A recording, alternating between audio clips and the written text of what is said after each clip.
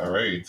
So we're live. Welcome this morning. We're talking about how if you're ready to buy a home on a single income, we can just forget about that now because I would not really recommend you holding out on that being a realistic possibility anymore.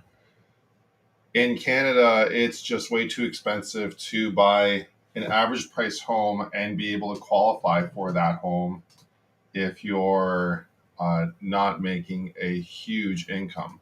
If you're watching me today on LinkedIn or Facebook or YouTube, you're going to be able to see my calculations here. So I'm just showing them on the screen. Let me get those up. All right. So I got those up there, and you can see that I've put in 3 examples there on just how much it's going to take to be able to buy a home in Canada and how much down payment is required and how much you can buy, because a lot of times people are working towards a goal, and whether that is a down payment goal or an income goal, the idea is we've been brought up with the idea that if we save really well and make a really good income and be able to just put all that together, we should be able to buy a average home in Canada because we're doing kind of what we need to do, and that should work. And I've seen a lot of people now come to me over the past few months where they'll have done that. They will have moved into their parents' basement, or maybe the two of them have rented a room, or it's a single person renting a room, and they're saving so hard and they're really not living life whatsoever. Like no coffees out, no going out, nothing at all, right? And they save like $25,000 to buy a home, right? And they both have full-time jobs and they're driving, not really new cars, like pretty beat up beaters. So there's no car loans, and they're just trying to get by on the amount that they've made, which is probably together like $100,000, the two of them. And they come to me and they're like, you know what, Joe, we think we have done really well. We have saved, $25,000 by living in our parents' basement, and we skimped and saved, and we've not gotten a car loan. We driven beaters. We didn't go out at all for like 2-3 years to make this happen. We both have full-time jobs, no debt, and the bank says, sorry, you really don't qualify for very much. You really don't qualify for very much at all. You actually will qualify for not even the average price home in Canada. Not even close at all. So if you save and you do all the right things and you're making a good full-time salary and you have no debt, even if your income together with your partner is $100,000 with minimum down payment, you really can't buy the average priced home in Canada. And that's really unfortunate. So much so that you can't even reach close to that average price home, not even within $200,000 of that average price home. So if you're joining me on Facebook or YouTube or LinkedIn, you're going to see the figures and the calculations I've put up on the screen here. If you're joining me on TikTok or Instagram, you won't see the calculations, but I'll go through them now with you all just verbally so you can get an understanding as to what I'm speaking about today. So if you're making an income of $80,000, so this is a very common situation I see, is there's a boyfriend, girlfriend, they've lived with, one of the parents for 6 months, 12 months. They've saved up 25 grand, right? And he makes $50,000 a year, or she makes $50,000 a year, and the other one makes $30,000 a year. So together they're making $80,000. And with that $80,000, you're only going to be able to afford a $300,000 home on that situation. And mind you, that's based on no debts, and no car loans, nothing like that. So you're driving a beater, you've saved up 25 grand. Together you make $80,000. You can't even buy the average price home. You can only buy a $300,000 home. And where can you get a $300,000 home today? Nowhere. You talk to any real estate agent, you give them a call right now, and if you call them and ask them, I want to buy a $300,000 home, they're going to laugh really hard. In fact, do it right now. If your friend's a real estate agent, send them a note saying, I think I can qualify for $300,000. Show me some properties, and there's going to be nothing. If you do find something, it probably won't have walls. Anyhow, if you're looking at a place, and that's what I'm saying, if you're buying a home on your own, it's dead. You can't do that anymore. It's not possible. Even if you had an $80,000 income on your own, just yourself, and you had no one else, then you can't do that. And if you have an income even higher, say forget about 80,000, forget about even 100,000. Let's look at an income of $125,000. So if we're looking at an income of $125,000, then what we're going to be looking at then is a required amount of $29,250 minimum to buy a $450,000 home. And $125,000 a year is a good income. So you're probably thinking, no problem, I make $125,000. I have no debts whatsoever. I have no car loans at all. I have the $30,000 saved up because I've been living in, a room at a rooming house and saving every month and, living life to the most extreme savings as possible. And the bank's going to say you can only qualify for $450,000. And where can you find a house right now for $450,000? It's just not possible. Not possible at all. So even if you're making that much money, which would put you in a high income earner category for Canadians, you can just forget about buying a house today. It's just not going to happen. You may be able to find a condo for that price, but if you do, the condo fees are high and you got to qualify for that. So let's take a look at what income is needed to buy a average price home in Canada. So the average price home in Canada as of last month was $668,754. And, for that kind of price, you're going to need down payment and closing costs. You're going to need just over $100,000 to be able to get into that home as a minimum amount. That's down payment and closing costs, $101,906.71. So say if you saved that amount of money and you also make $165,000 as an annual income, then on top of that, you're going to need an excellent credit score. And on top of that, you're going to need to have no debts whatsoever at all. You can't even have a car loan. And then you can only buy the average price home in Canada. You need an absolutely outstanding high income in Canada just to buy the average price home in Canada. So what can you do if you're in this situation where you're making $100,000+? You have the down payment saved up because you've been doing the savings thing, but you just can't qualify for any home in your market. So there's the obvious solution. You can move outside of your market and to a low-priced market like Winnipeg. Winnipeg has the cheapest average price sale price in Canada.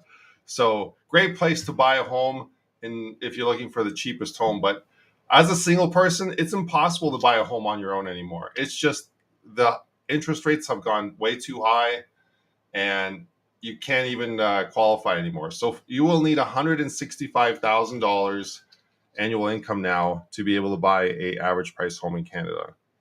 So what are the solutions to be able to afford more home if you're not in that income bracket? You can change cities. It's never a great solution because uh, there's things that tie you to your area, like family and friends and history and all that. So you may not want to move at all and make that an option. And plus, who wants to live in Winnipeg?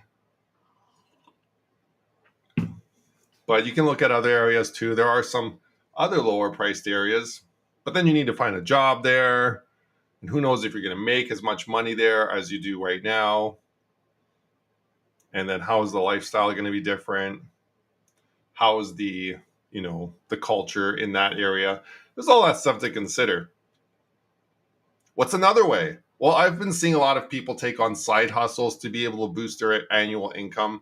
And when they're taking side hustles, they're doing things like Uber, skip the dishes, that kind of thing. I would not recommend that as a side hustle to be able to qualify for more. I would recommend something that can show a stable part-time income as a side hustle, or even I've seen some people take on a second full-time job. Stuff like that, we can look at using that income to help boost your qualifying power when it comes to the mortgage application. But these days, you definitely need both partners working. And I hate to say it, it's almost like everyone needs a third person on the mortgage application. Because to make $165,000, each person has to be making at least $50,000 or more.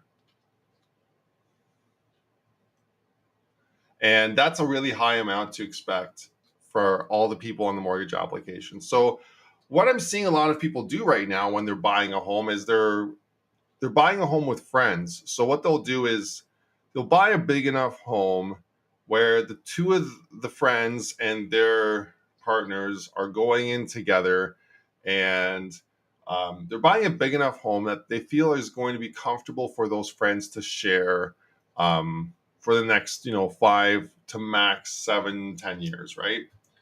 And then what the plan is for them is either to completely share the whole single family unit with the same kitchen and same bathrooms, or to, once into the home, make some minor renovations to be able to set up separate living areas with separate kitchen and things like that, which can be done. And you can do that to be able to separate the living areas, make it more private for yourself.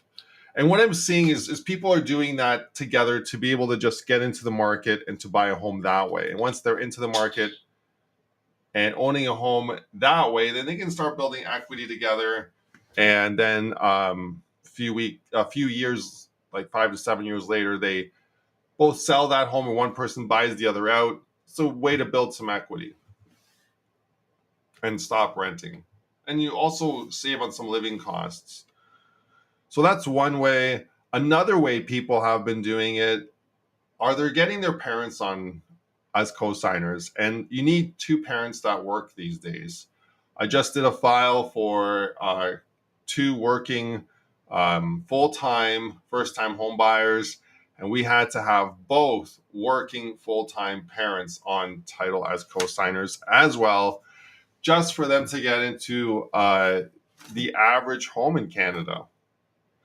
It was quite hard to get that mortgage, and we got them a great interest rate, the great lender. Very happy with the result of that one, but it did take a lot of people on title with with those first-time home buyers to be able to qualify for that home. So, one way we're discussing to help boost your qualifying power today is to make more money through a part-time job or a second full-time job. Another way we're looking at increasing your qualifying power today is by, increasing your income on your application by adding co-signers. And we've looked at a couple different ideas like adding parents or friends getting in on this together. And then you're buying with friends, so you're sharing the same living space. And I've seen that quite often, more so with multi-generational families. The families that are coming over from overseas, folks that are immigrating to Canada right now, what they're doing is they're coming to Canada, they have assets, they have savings. So they get a job in Canada and right away they start working and they can buy a home pretty quickly in Canada because they have savings, and the 4 or 5 or 6 of these new immigrants all go on the house title together. So a lot of the times we're seeing people like the whole family, like the mom, the dad, the daughter, the son, the grandpa, the grandma, they all have a job. Maybe they're all making $30,000-$40,000 a year, but together the 6 of them can qualify for a pretty nice home. And pooling your assets together really makes a difference.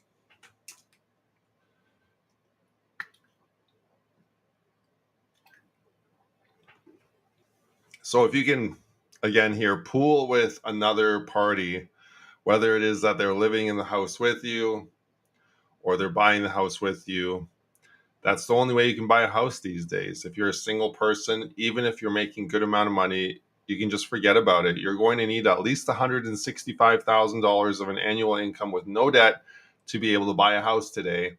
That is the average price home in Canada. And I hate to say it, but I don't see very many people come across my desk that earn that much money. No. In fact, if you're making $80,000 a year, that is usually pretty good. And for $80,000 a year right now, you can buy a $300,000 home in Canada, and that's going to get you nothing right now in Ontario.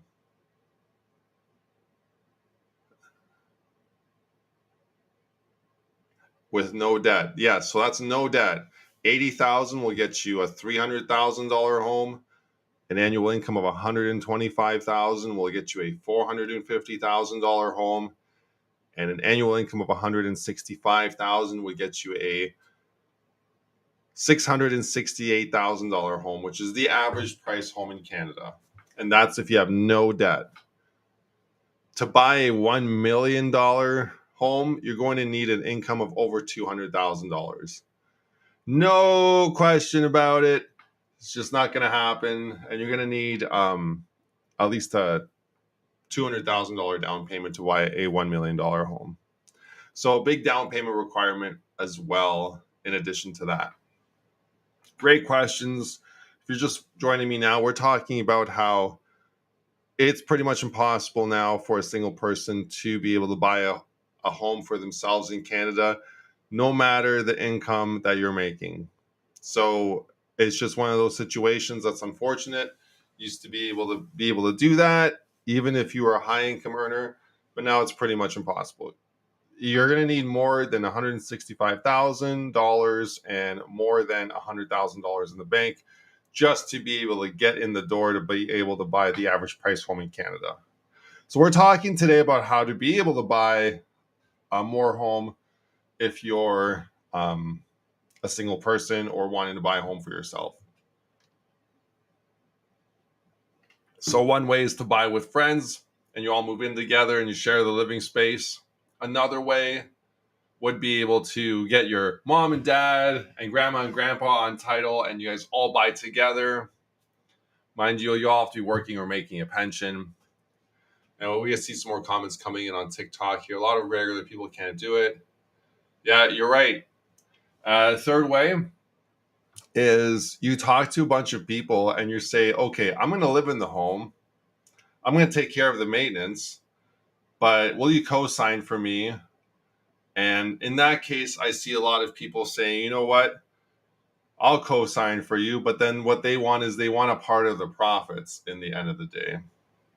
So if you're going to profit on the home, they want to be able to make some money off of you, and that's the way they co-sign. So unfortunately, there's a cost to that, but that's another way I've seen some people do it, where it's like a friend from work and they'll do it for another friend just so they can get in the house together, or they can get the one person into the other house. So you talk to someone that makes a lot of money and you get them to co-sign for you in return for some kind of financial incentive. I don't want to recommend it. I'm not a financial person that can do that kind of like, that's not financial advice. Make sure you talk to someone about that, like a lawyer, to set all that up properly.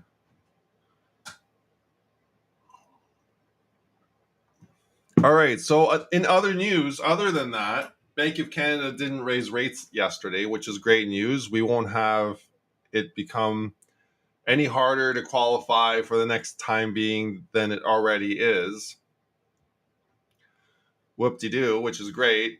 So, as I said, if you want to buy the average price home in Canada, your application needs to have $165,000 of income and no debts to be able to get that average price home.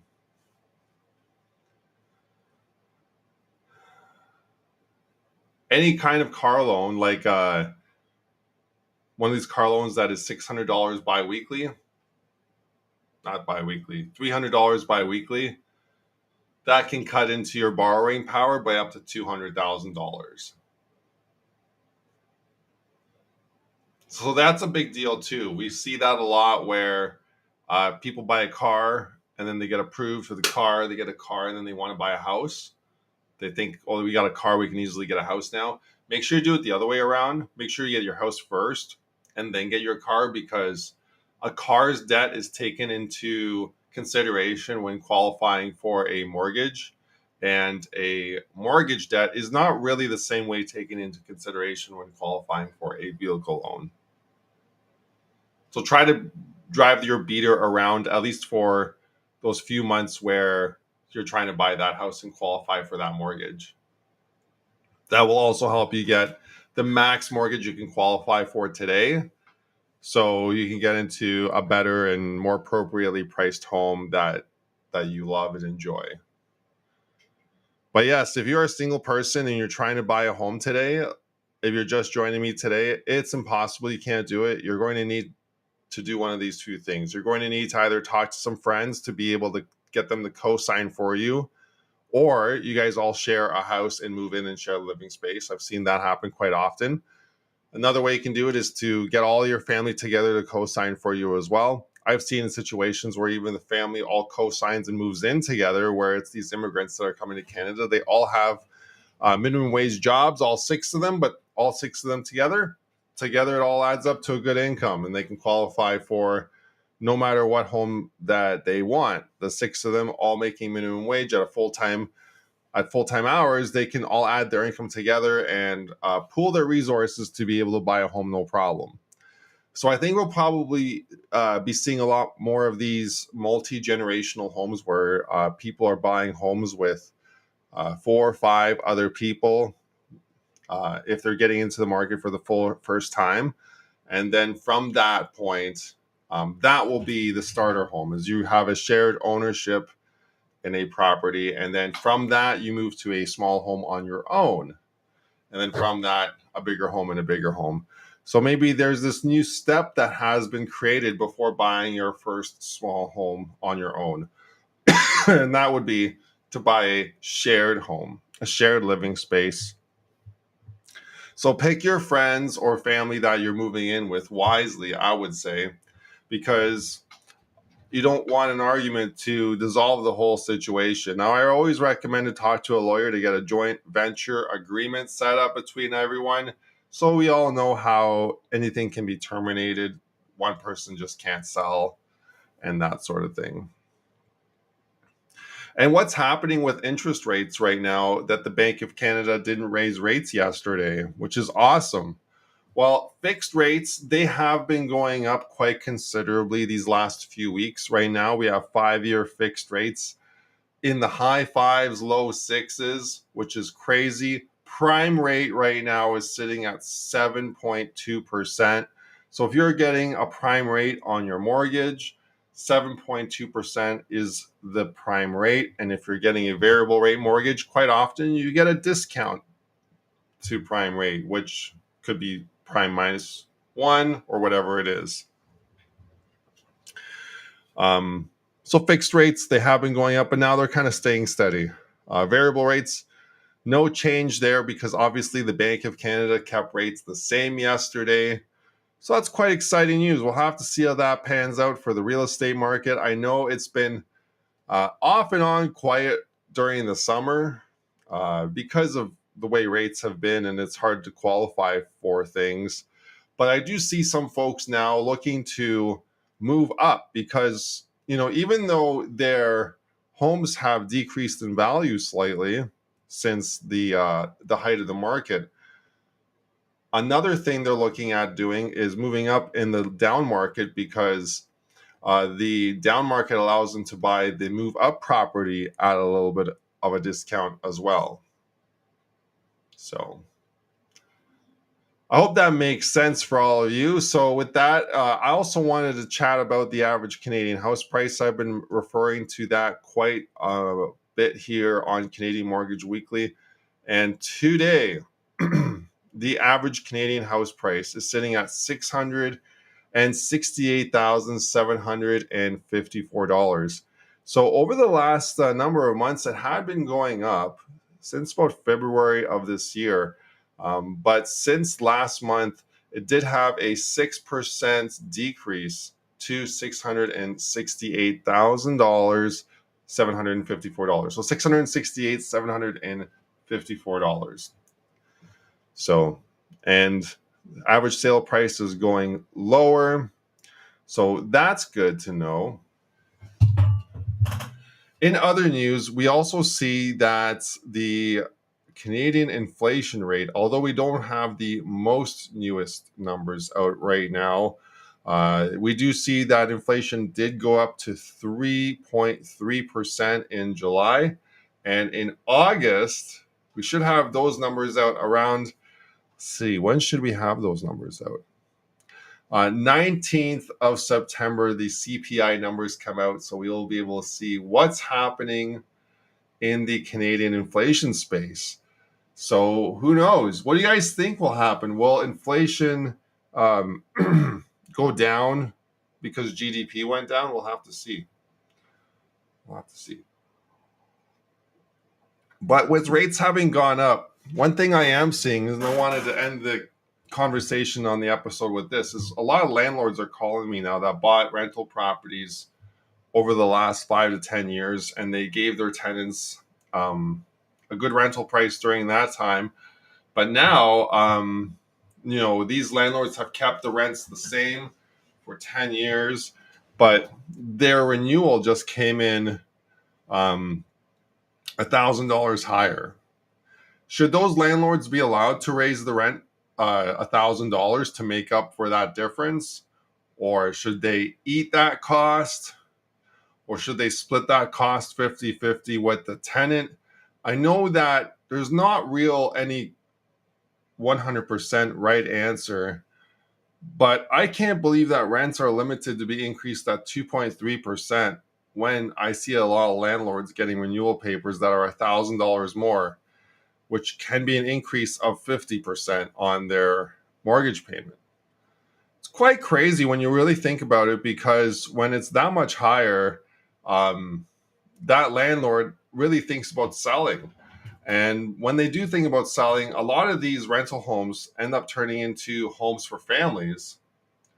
And yeah, $1,000. I've seen that. I just got a call yesterday from a landlord. The mortgage amount went up $1,000 for them. So it was quite crazy, actually. So what I wonder is, if the landlords consider selling, then that's taking a rental unit off the market, because usually what happens is new families that have just immigrated to Canada buy these rental units because they have these multi-kitchens. They can all live in this house comfortably together. So it takes that rental unit off the market. So for any new renters, they're coming into a market where the rental prices are just that much more competitive because there's that much less units into available to tenants. So is it better for them to sell or to eat the costs? I don't know. A lot of these landlords can't really eat the cost, so they end up selling, and tenant has to leave because the new people buying are moving in, and then forces that new tenant to then find a rental unit in a more competitive market because that rental unit was taken offline. So I don't see it as being a good solution. I would rather see, instead of tenants having to be evicted for landlords to sell, that the landlords should be able to work with the tenant to be able to create some kind of solution so the landlord can keep renting the unit to the tenant and everyone makes out in a fair way. I know it's a lot to kind of work out, a lot of moving parts to that, but that's what I see a lot of landlords facing right now, and they probably will sell. And because of the location of these homes, a lot of these homes are being converted into residential homes for folks that are moving to Canada. Anyway, thanks for joining me for episode 156 today, talking about how it's absolutely impossible for the single income person to buy a house in Canada anymore. If you have more questions or want to see more content, please follow or subscribe to my channel. I come out with a video every day as well as a podcast every week, and we'll see you next time on Canadian Mortgage Weekly, Canada's only weekly video mortgage news podcast.